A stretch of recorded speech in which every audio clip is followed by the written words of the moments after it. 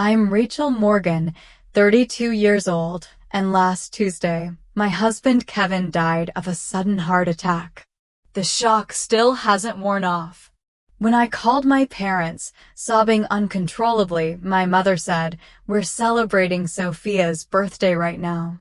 Can this wait until tomorrow?"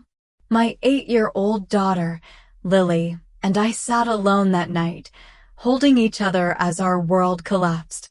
I never imagined my family would abandon us in our darkest hour. But what they did next was even worse. If you've ever felt betrayed by family when you needed them the most, please let me know where you're watching from and subscribe to join others who understand this pain. Kevin and I met during our sophomore year at Northwestern University.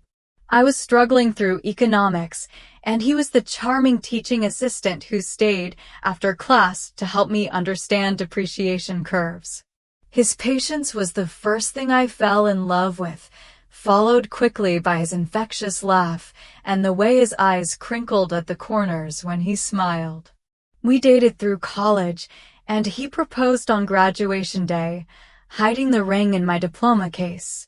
We married young at 23, ignoring warnings from friends who said we should experience life before settling down.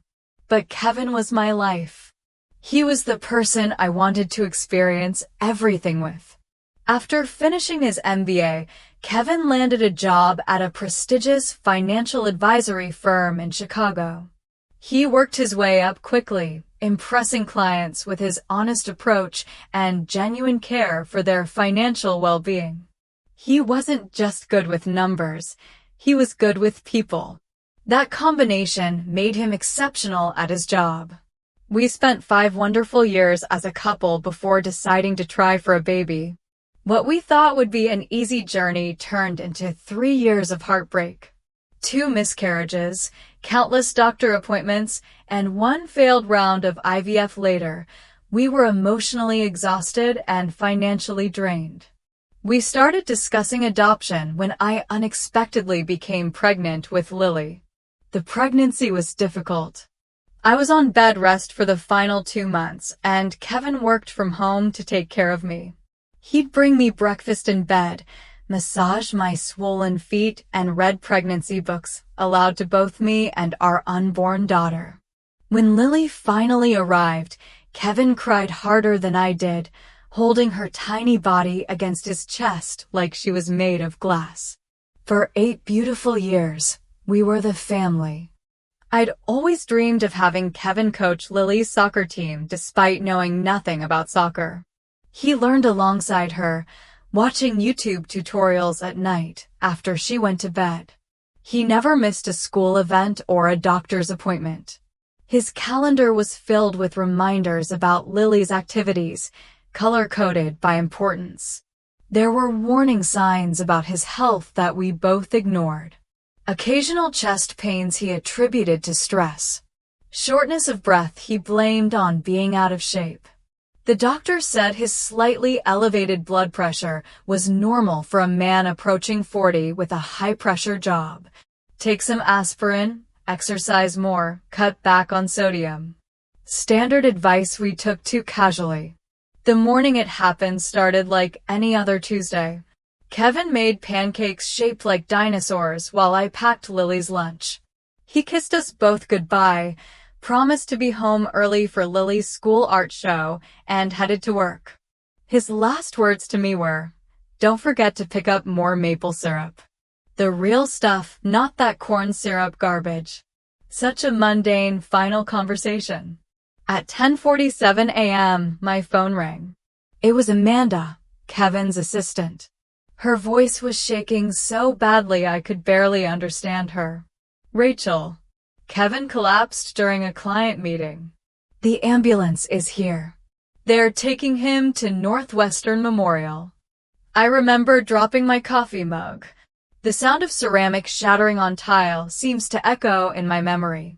I called our neighbor Ellen to pick up Lily from school, then drove to the hospital, breaking every speed limit. I prayed the entire way, bargaining with God in desperate whispers, but I was too late. Kevin was pronounced dead at 11:23 a.m., minutes before I arrived. Massive heart attack, they said. Nothing could have been done, they assured me, as if that made it better somehow. Seeing Kevin's body was surreal. He looked like he was sleeping, except for the unnatural stillness of his chest. His skin was still warm when I touched his face. I kept expecting him to open his eyes, to smile, and tell me this was all a terrible mistake. The next few hours passed in a blur of paperwork and phone calls. The funeral home needed decisions I wasn't prepared to make. Cremation or burial? What kind of service? Did he have a favorite suit? Questions that seemed impossible to answer when all I wanted to do was crawl into bed with my husband one last time. The hardest part was driving home knowing I had to tell Lily that her father was never coming back. How do you explain death to an 8-year-old? How do you tell her that the daddy who made dinosaur pancakes that morning was gone forever? Telling Lily about her father was the most difficult moment of my life. When she got into my car after school, she immediately sensed something was wrong. "Where's Daddy?" "He promised to come to my art show tonight," she said, her backpack clutched in her small hands. I pulled over to the side of the road because I couldn't focus on driving. Turning to face her, I took her hands in mine. "Lily, something very sad happened today. Daddy got very sick at work and his heart stopped working." Her face scrunched in confusion. "Can the doctors fix it?" The innocent hope in her question broke something inside me. "No, sweetie. When someone's heart stops working completely, the doctors can't fix it. Daddy died today." She stared at me for what felt like an eternity. Her blue eyes, so much like Kevin's, processing this incomprehensible information. Then she asked, "Does that mean Daddy isn't coming home ever?" When I nodded, unable to speak through my tears, she let out a wail that didn't sound human. It was primal, the pure sound of a child's heartbreak. She threw herself into my arms, her small body shaking with sobs. "I want Daddy. Please, I want my Daddy." There was nothing I could do but hold her and cry with her, parked on the side of the road as life continued all around us, oblivious to our shattered world. That evening, after I'd finally gotten Lily to sleep in my bed, clutching Kevin's unwashed t-shirt for comfort, the full weight of my loss hit me. I sat on the bathroom floor, door closed so Lily wouldn't hear, and broke down completely. The physical pain of grief was overwhelming, like being repeatedly punched in the chest. I couldn't breathe. I couldn't think. I needed my mom and dad. With shaking hands, I called my parents. They'd been married for 40 years, had weathered losses together. Surely, they would know what to say, how to help me through this impossible time. My mother answered on the 5th ring, the sound of laughter and music in the background. "Rachel, can I call you back? We're in the middle of Sophia's birthday dinner." "Mom," I choked out, barely able to form words through my sobs. "Kevin died this morning. He had a heart attack at work. He's gone." There was a pause, and I heard her cover the phone and say something to someone else. When she returned, her voice was slightly more somber, but still distracted. "Oh my goodness, that's terrible. Are you sure? Maybe there's been a mistake." "I saw his body, Mom. There's no mistake." The fact that I had to convince my own mother that my husband was actually dead felt like another trauma on top of everything else. "Well, this is quite a shock, but sweetie, we're in the middle of Sophia's 40th birthday celebration. Everyone's here. We've got the caterers. Can you manage tonight? And we'll come by tomorrow when things settle down." I couldn't believe what I was hearing. My sister's birthday party took precedence over her son-in-law's death, over her daughter and granddaughter's acute grief. My father got on the phone. Then, "Rachel, this is awful news. Was Kevin's life insurance policy up to date?" You should call the company first thing tomorrow. Not, I'm coming right over. Not, what can we do to help? But a question about life insurance while my husband's body was barely cold. I can't believe this is your response, I said, my voice hollow. My husband just died. Lily lost her father. And you're at a party now, Rachel, my father said in that condescending tone he'd used throughout my childhood. Sophia has been planning this milestone birthday for months. Everyone took time off work to be here. We can't just walk out. Be reasonable. Reasonable? As if grief followed any rules of reason. Forget I called, I said, and hung up. Within minutes, my phone was flooded with text messages from friends who had somehow heard the news. Kevin's college roommate Brian, my colleague Jennifer, even my old high school friend Taylor, who I hadn't spoken to in years, all offering condolences, asking what they could do to help. Strangers showed more compassion than my own family. My neighbor Ellen came over with a casserole and sat with me at the kitchen table as I tried to make a list of people to notify. She offered to stay the night, but I declined. I needed to be alone with Lily to start figuring out how we would navigate this new terrifying reality without Kevin. That first night was endless. Lily had nightmares and kept waking up calling for her daddy. I lay beside her stroking her hair and telling her stories about Kevin, about how much he loved her, about how brave he thought she was. Eventually, she fell into an exhausted sleep, but I remained awake, staring at the ceiling. The absence of Kevin's warmth beside me, an unbearable void. Morning came, and with it, the crushing realization that this wasn't a nightmare I could wake from. This was our life now, a life without Kevin. A life where my own parents couldn't be bothered to show up when I needed them most. Kevin's funeral was scheduled for Saturday, 4 days after his death. Those days passed in a fog of arrangements, paperwork, and trying to comfort Lily while barely holding myself together. My parents called once briefly to ask what time the service started and if they should wear black or if it was a celebration of life with colorful attire. They didn't offer to help with arrangements or ask how Lily was coping. The day of the funeral dawned bright and sunny, cruelly beautiful for such a dark occasion. Lily insisted on wearing a blue dress because Daddy always said, "I look like a princess in blue." I helped her with her hair, weaving a small braid along her temple the way Kevin used to do on special occasions. We arrived at the funeral home an hour early to greet people. Kevin's colleagues from the financial firm came first, somber in their dark suits, many of them openly crying. They had lost not just a coworker, but a friend. They each took time with Lily, sharing small stories about her father that she might treasure later. My parents and Sophia were supposed to arrive early too, but they texted 20 minutes before the service was scheduled to begin, saying they were running late due to traffic. They finally walked in as people were being seated, making a small commotion as they found places in the front row that I had reserved for family. My mother hugged me briefly, her perfume overwhelming. The traffic was terrible, she said, and Sophia had a hard time finding something appropriate to wear on such short notice. Short notice, as if Kevin's death were an inconvenient dinner party. Throughout the service, I was acutely aware of Sophia checking her phone, my father glancing at his watch, my mother dabbing at dry eyes for show. Meanwhile, Kevin's colleagues and our friends were genuinely distraught, their grief palpable and real.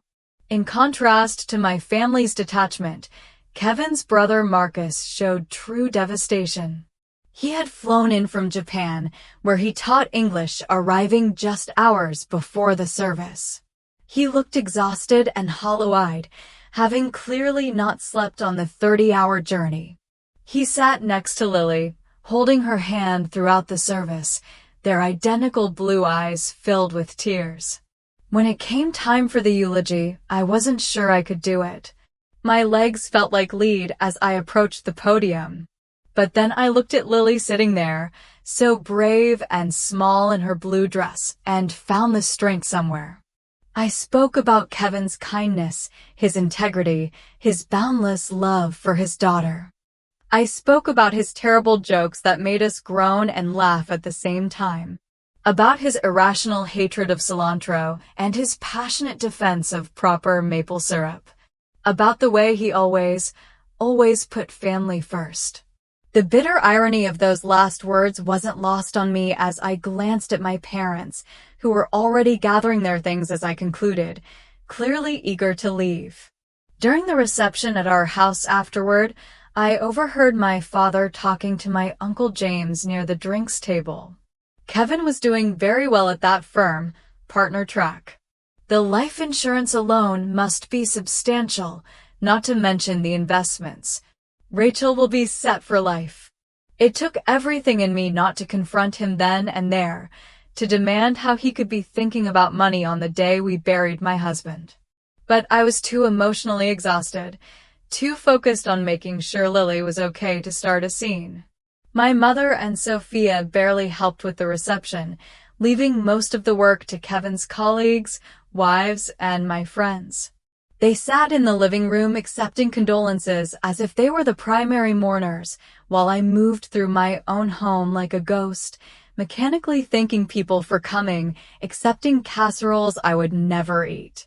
Meanwhile, Kevin's parents, though devastated by the loss of their only son, were models of genuine support. His mother, Diana, took over caring for Lily during the reception, making sure she ate and protecting her from well-meaning but overwhelming guests.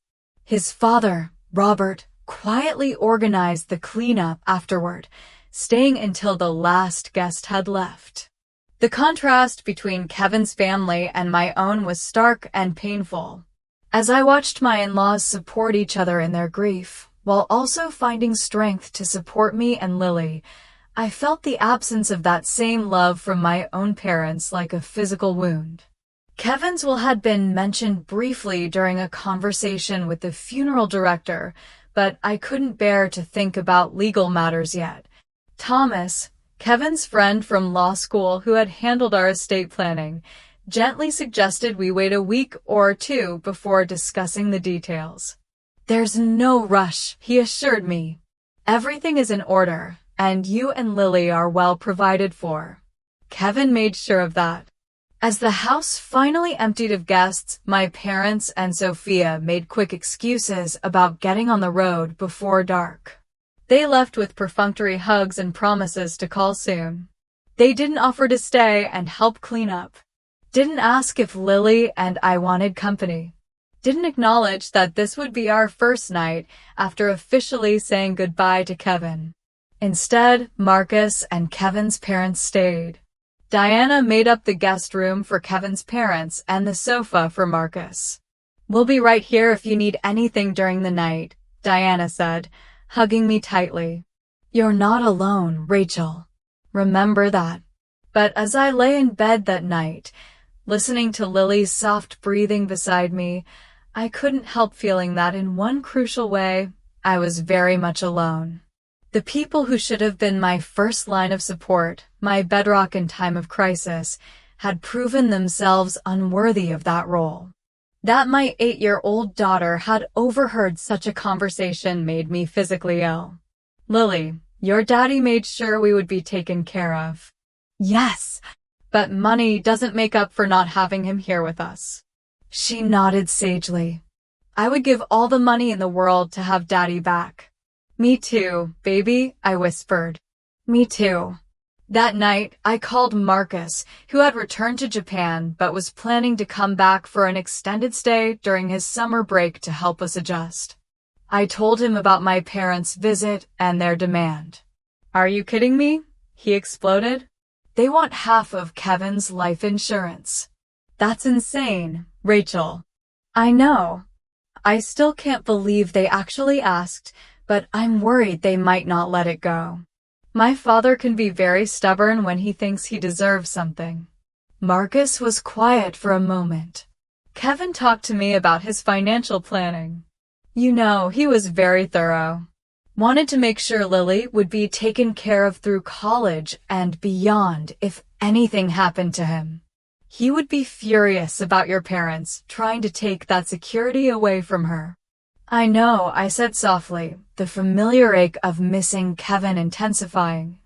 I think I need to talk to Thomas about the legal situation just to be prepared. That's a good idea, Marcus agreed. And Rachel, don't let them manipulate you. Kevin protected you and Lily for a reason. The next day, I met with Thomas at his office. He was sympathetic, but not surprised by my parents' behavior. Unfortunately, I see this kind of thing more often than you'd think, he said, reviewing Kevin's will and insurance documents. But I can assure you, everything is airtight. Kevin designated you as the sole beneficiary of his life insurance and retirement accounts. Your parents have absolutely no legal claim to any of it. Could they contest the will? I asked, worried. Thomas shook his head. The will is clear and properly executed. And even if they tried, they have no grounds. Kevin was of sound mind, and parents have no automatic right to inherit from adult children, especially when there's a spouse and child. That reassurance should have made me feel better. But as I left Thomas's office, my phone buzzed with a string of text messages from my parents and, surprisingly, from Sophia, my father's sister. We need to discuss this situation like adults. Call me from my mother. I raised you better than this, Rachel. Family comes first, from Sophia. You've always been selfish, but this is low even for you. Mom and Dad deserve better.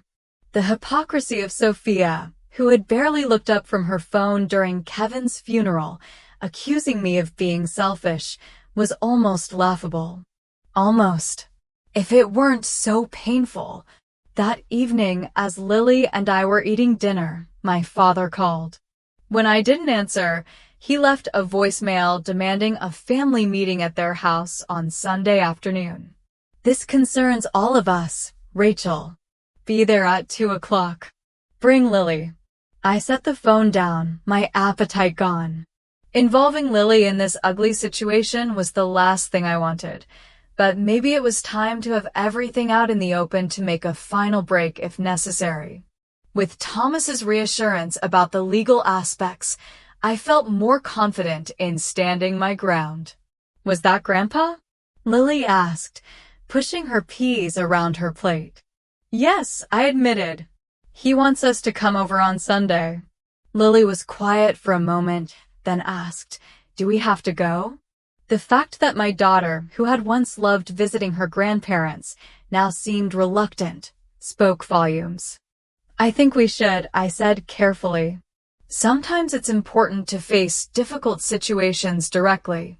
She nodded, a look of determination crossing her face that reminded me painfully of Kevin. Okay, but can I bring something with me? I have an idea. What kind of idea? I asked, curious about her sudden intensity. Just something Daddy taught me about standing up for yourself, she said cryptically. Can I use the computer after dinner? I agreed, wondering what my 8-year-old was planning but trusting that whatever it was, it came from the good heart and strong values her father had helped instill in her. The days following my parents' visit were filled with conflicting emotions. Grief for Kevin remained a constant heavyweight, but now it was complicated by anger and betrayal toward my family. In quiet moments when Lily was asleep, I found myself revisiting memories from childhood, seeing them in a new harsh light. There were the dance recitals where my parents left early to make it to Sophia's softball games, but never the other way around. The Christmas when I received practical clothes while Sophia got the expensive art supplies we both had asked for. The way my academic achievements were expected while Sophia's C and G grades were celebrated as trying her best. Small inequities that seemed insignificant individually but formed a pattern when viewed collectively. I called Amanda, Kevin's assistant who had become a friend in the weeks since his death. Am I overreacting? I asked her after explaining my parents' demand. Is it normal to feel this angry, or is it just grief making everything worse? Rachel, she said firmly, if my parents had done that to me, they'd be dead to me. What they did is beyond inappropriate. It's cruel. Her validation helped, as did a long conversation with Marcus that evening. He was planning to take a leave of absence from his teaching position to come stay with us for a few months. A kindness that brought me to tears. Kevin made me promise, he explained. Years ago, when you were pregnant with Lily, he made me swear that if anything ever happened to him, I would be there for you both. I intend to keep that promise. The contrast between Marcus's loyalty to his brother's wishes and my own parents' behavior couldn't have been starker. Meanwhile, Lily had been unusually focused on some project she was working on in her room, hunched over her desk with colored pencils and paper.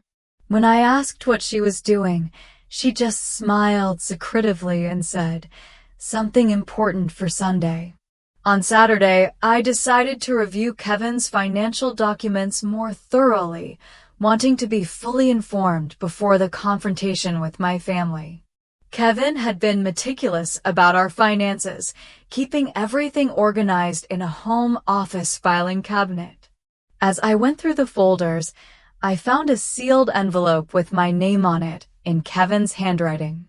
With trembling hands, I opened it to find a letter dated just 3 months earlier, around the time of his last physical. "My dearest Rachel," it began. "If you're reading this, it means the doctor's concerns about my heart were more serious than I let on. I didn't want to worry you, but I've updated our will and insurance policies just in case. Everything goes to you with provisions for Lily's education and future. Use it well, live fully, and know that my greatest joy was being your husband and Lily's father." I broke down sobbing, both devastated that he had kept his health concerns from me and deeply moved by his foresight and care. Kevin had known there was a risk and had prepared for it while trying to spare me the worry. It was so typically him, both frustrating and loving in equal measure. The letter continued with specific instructions about the insurance policies and investments, but also included a paragraph that caught my attention. "I've set up a separate trust for Lily that can't be accessed until she's 25, except for education expenses. This is important, Rachel. Your father has approached me twice about investment opportunities that were thinly veiled requests for money. I declined politely, but he seemed to think my death would create an opportunity for him to access funds through you. Don't let that happen. Your parents have made poor financial choices for years, and while I sympathize, Lily's future cannot be compromised to bail them out." The revelation that my father had already tried to get money from Kevin while he was alive added another layer of betrayal. Kevin had protected me from this knowledge, probably trying to preserve my relationship with my parents. Even in this, he had put my feelings first. Armed with this new information, I called Thomas again to verify that the trust Kevin mentioned was indeed secure from any claims. He assured me it was ironclad and also suggested I bring a copy of Kevin's letter to the family meeting. "It's not legally necessary," he explained, "but it might be useful to have Kevin's explicit wishes documented if they try to pressure you emotionally." Sunday morning arrived with a sense of impending confrontation.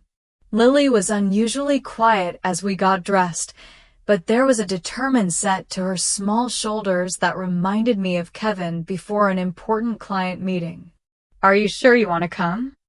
I asked her one last time as we prepared to leave. "You could stay with Ellen instead?" She shook her head firmly. "I need to be there, Mom, for Daddy."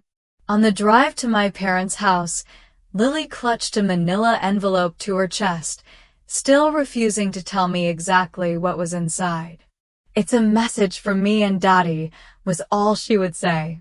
As we pulled into the driveway of the suburban home where I'd grown up, I noticed several cars I recognized as belonging to my aunts and uncles.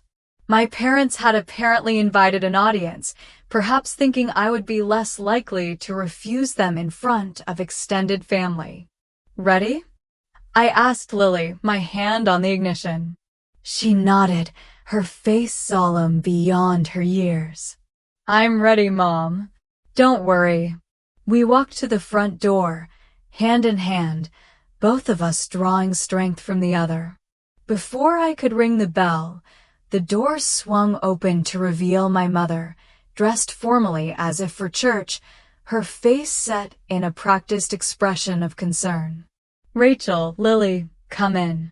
Everyone's waiting in the living room." We followed her through the familiar hallway into the large living room where I'd spent countless childhood Christmases and birthdays. Now it felt like walking into an ambush. My father sat in his recliner, positioned like a judge, presiding over a court.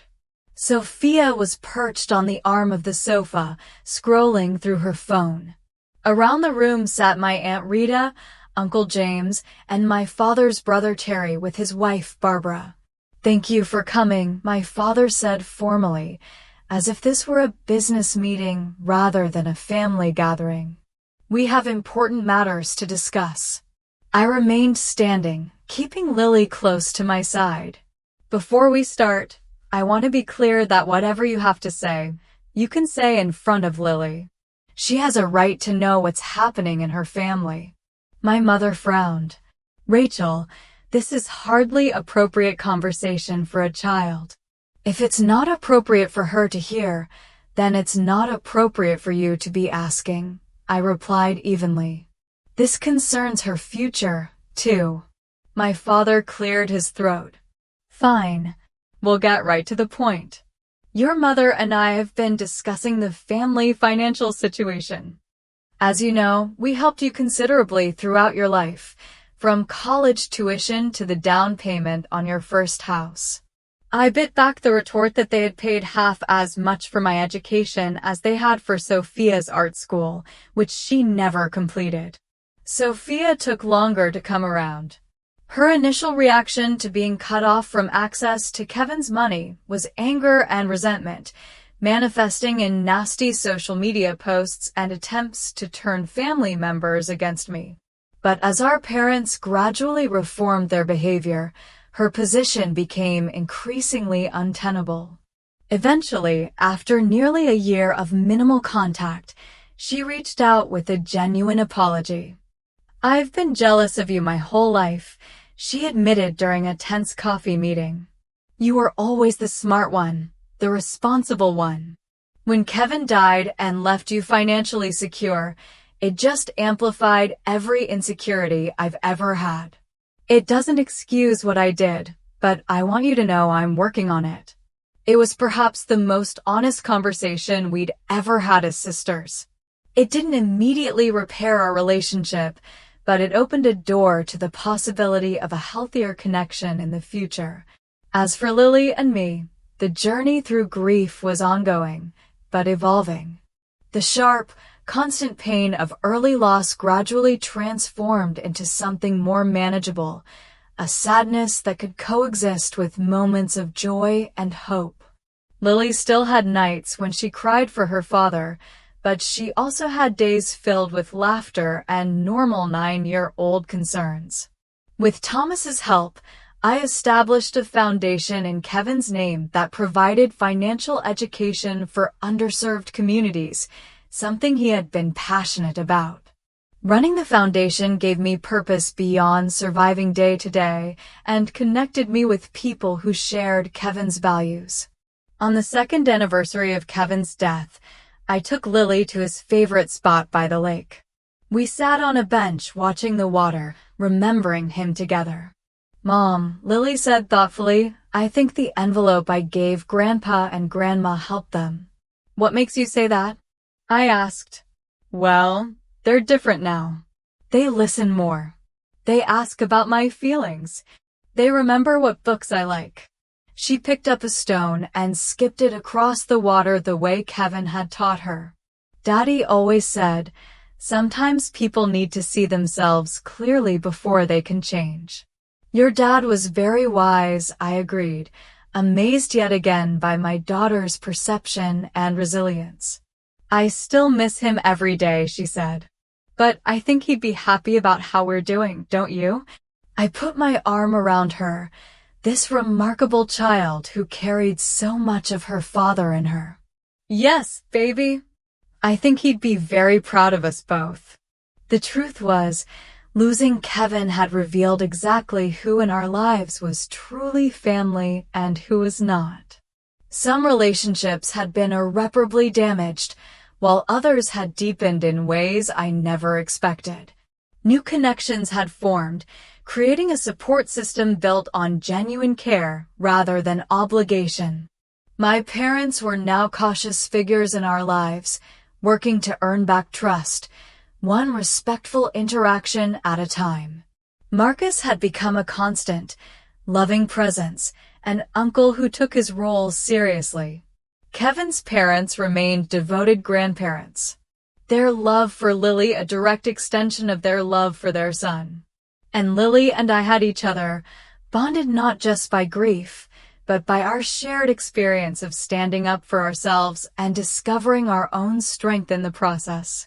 The inheritance that my parents had so coveted went untouched, except for living expenses and Lily's education fund.